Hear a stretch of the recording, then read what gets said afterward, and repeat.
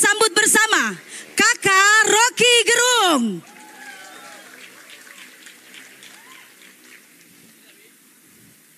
Tadi beliau sempat tanya, ini kok kaosnya ada wajah saya. Saya serahkan dulu, siapa tahu beliau mau pakai. Oke. Wes. Terima kasih.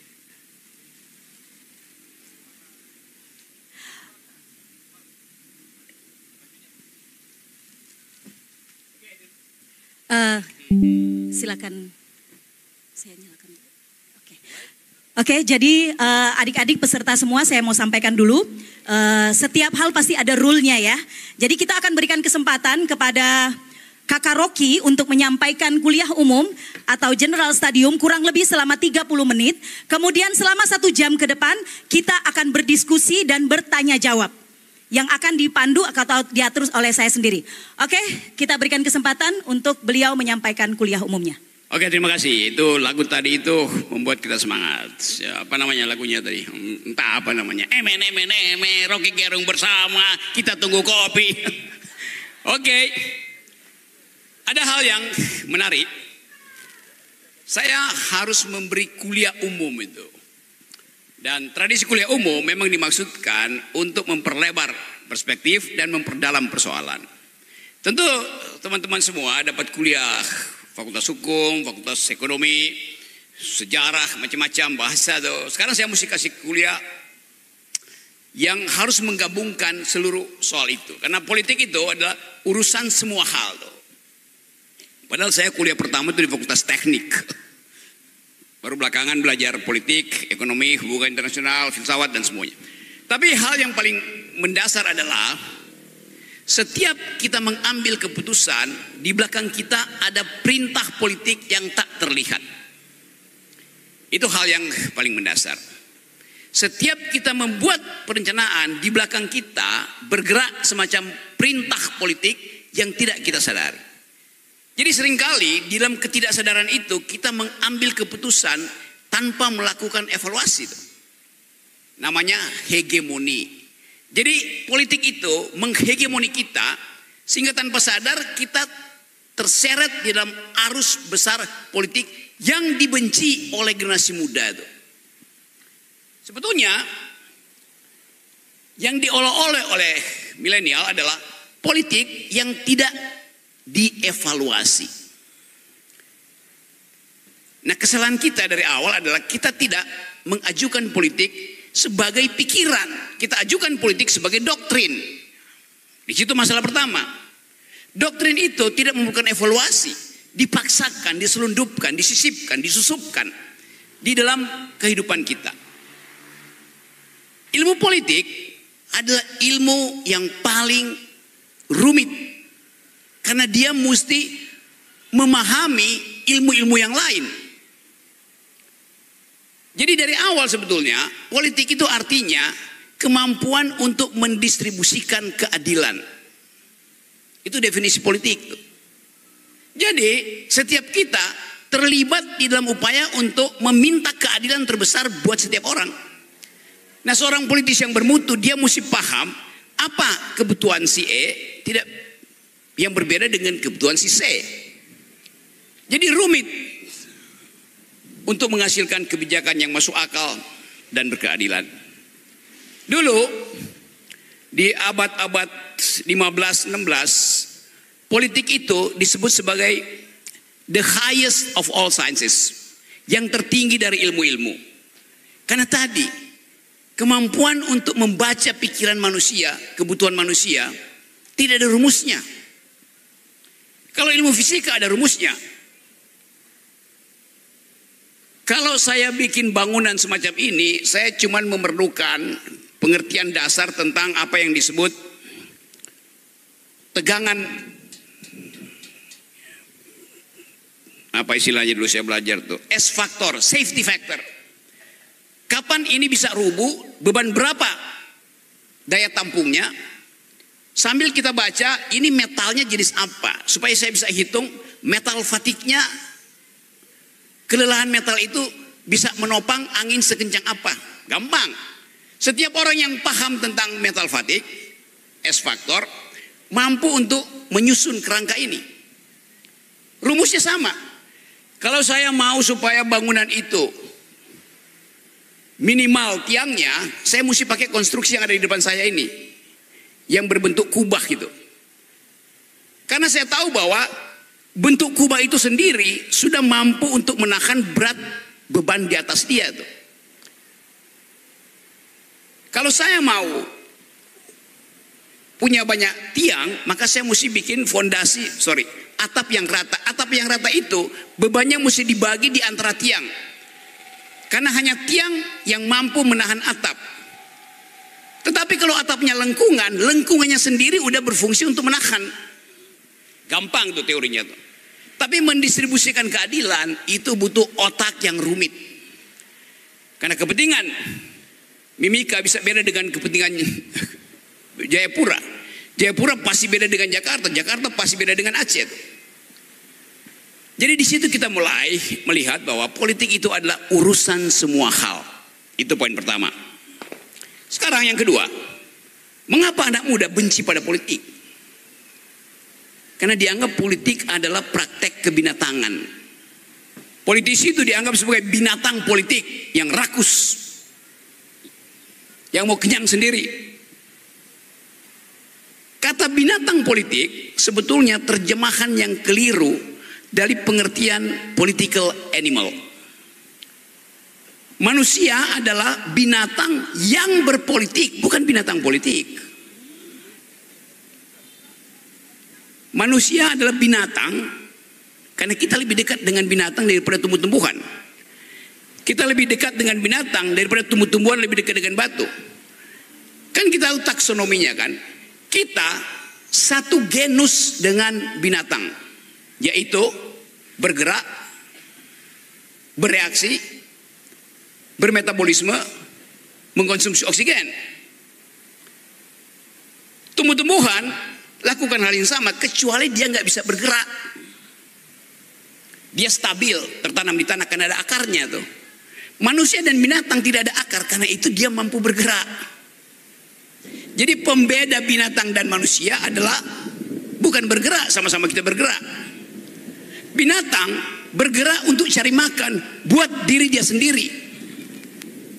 Manusia bahkan yang udah kenyang masih mau merampas makanan orang lain, itu namanya koruptor.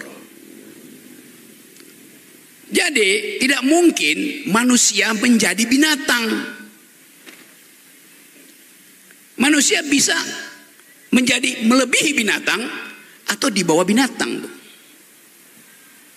Cuman itu dilemanya. Kalau manusia jadi binatang, dia betul-betul tidak mampu untuk menghidupi dirinya sendiri, karena dia memerlukan orang lain.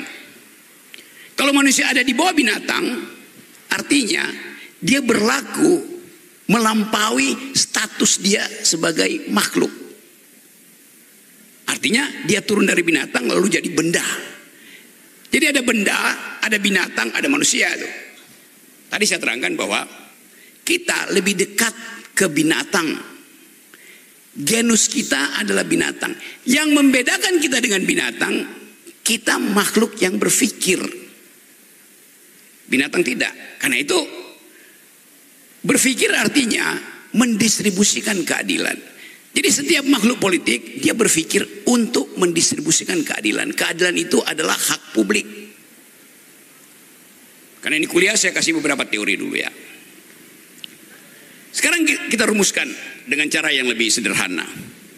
Manusia adalah binatang yang berpolitik. Politik artinya mendistribusikan keadilan. Jadi manusia adalah binatang yang mendistribusikan keadilan. Beda dengan binatang. Binatang tidak perlu mendistribusikan keadilan. Apa yang dia makan, itu yang buat dia tumbuh. Bisa nangkap ya poin itu.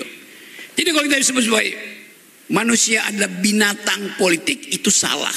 Yang benar, manusia adalah binatang yang berpolitik. Binatang tidak berpolitik.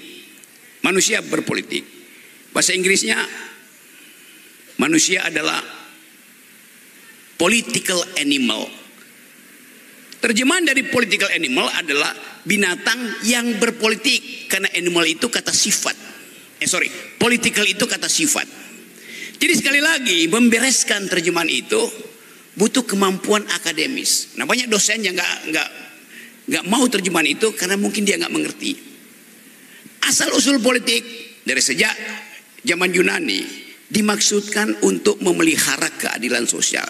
Jadi kata politik sama dengan kata justice, keadilan. Nah, kita muak pada politik karena politik tidak menghasilkan keadilan. Jadi saya bisa bayangkan kemarahan milenial terhadap politik terjadi karena esensi politik tidak dikenali. Yang dipraktekkan dalam politik hari-hari ini di banyak daerah adalah menginginkan tiadanya kesempatan untuk bertengkar. Politik dasarnya adalah pertengkaran.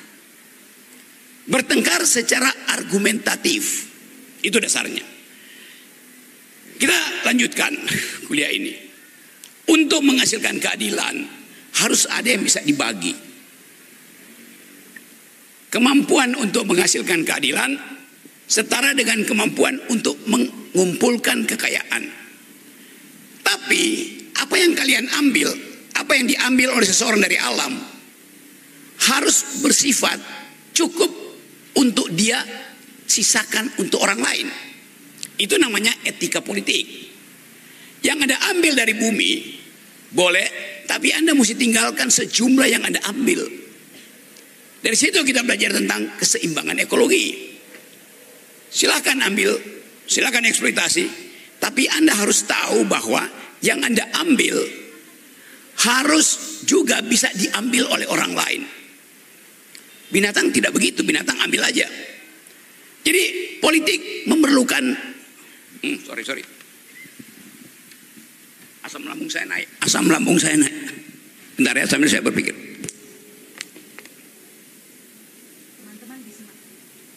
Teman-teman disimak ya, karena nanti akan ada kuis terkait dengan penyampaian beliau. Sekarang kita lanjut. Tadi saya terangkan bahwa kalau kita mengeksploitasi sumber daya, kita mesti pastikan bahwa kita meninggalkan hal yang sebesar yang kita ambil dari bumi untuk generasi berikutnya. Nah, di situ kita bicara tentang hak generasional. Jadi politik hanya disebut politik kalau tidak ada kerakusan di dalam distribusi. Nah, itu pentingnya oposisi, itu pentingnya pikiran masyarakat sipil, itu pentingnya LSM, itu pentingnya kuliah yang menghasilkan pikiran. Jadi saya ringkas dulu di situ supaya kita bisa diskusi lebih lanjut. Mulailah sekarang mengubah definisi politik. Politik adalah kegembiraan untuk berbagi, bukan kerakusan. Jadi anak-anak muda, terutama di Mimika, ini negeri, wilayah yang sumber dayanya itu mampu memakmurkan semua orang. 6,3 triliun. Itu artinya kalau dibagi secara merata, nggak ada orang miskin di sini.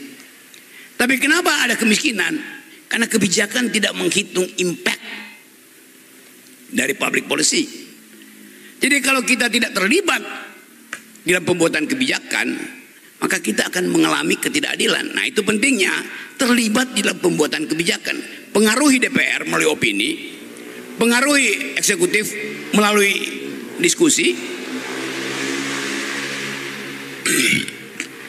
dan hanya dengan itu politik bisa dikembalikan ke dalam kemuliaannya, yaitu membahagiakan semua orang.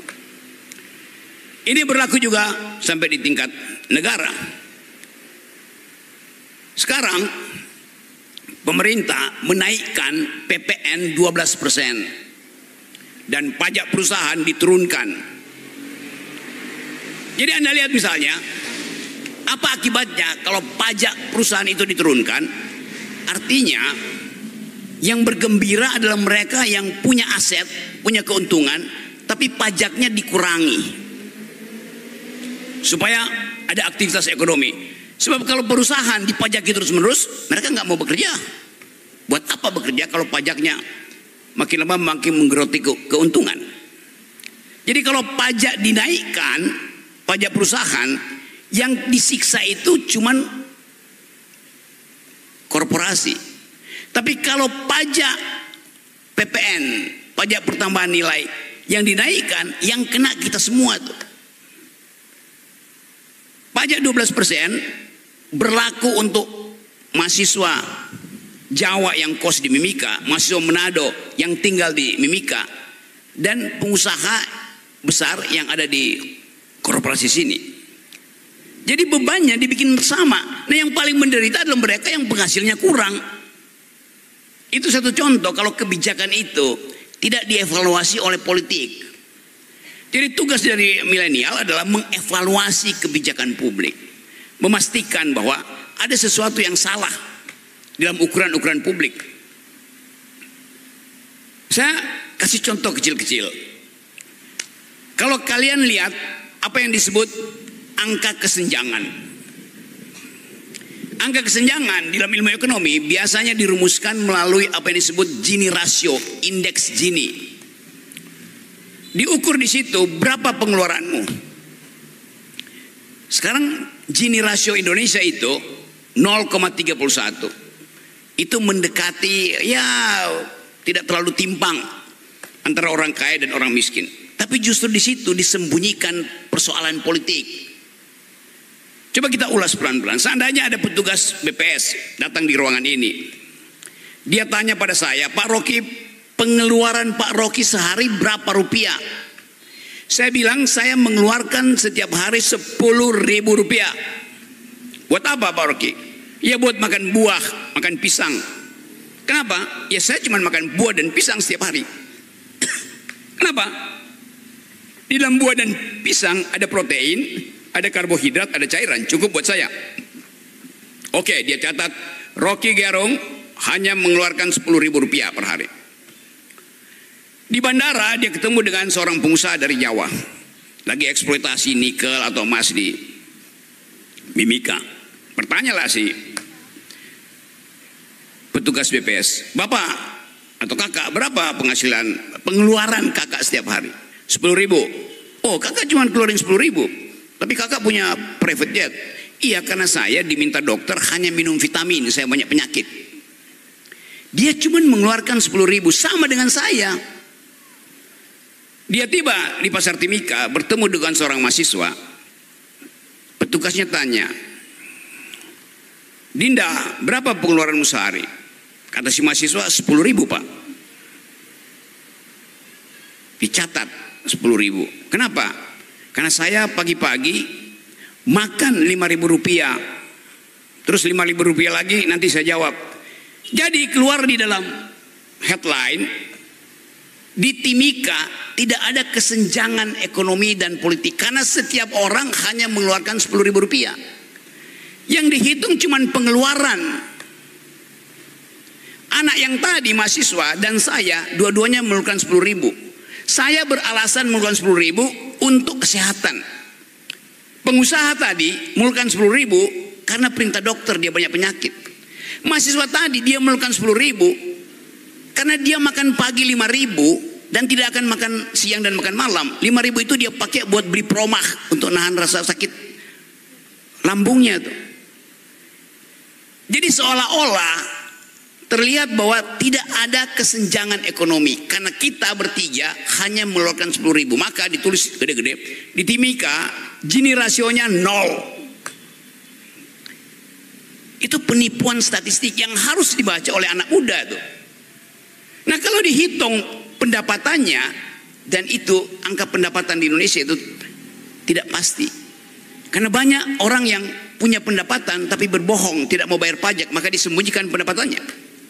Jelas dompet saya jauh lebih tebal dari dompet mahasiswa yang hanya makan satu kali karena sisa uangnya dia beli obat lambung, promah.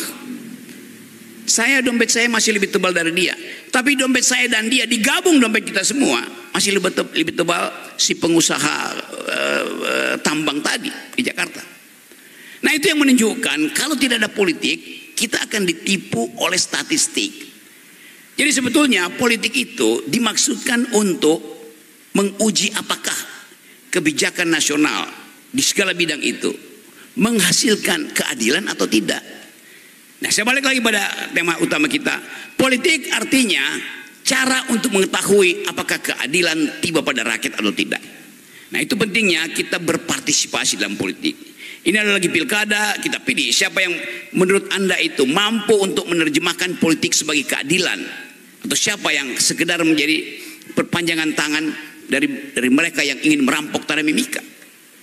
Sekali lagi saya ucapkan terima kasih karena kita diberi kesempatan untuk mengevaluasi politik sampai minggu depan misalnya. Lalu ada seseorang terpilih, kita evaluasi lagi dengan kritik, dengan tulisan yang tajam di media massa, dengan orasi di depan kantor gubernur. Karena itu semua adalah hak masyarakat untuk memperoleh keadilan. Terima kasih.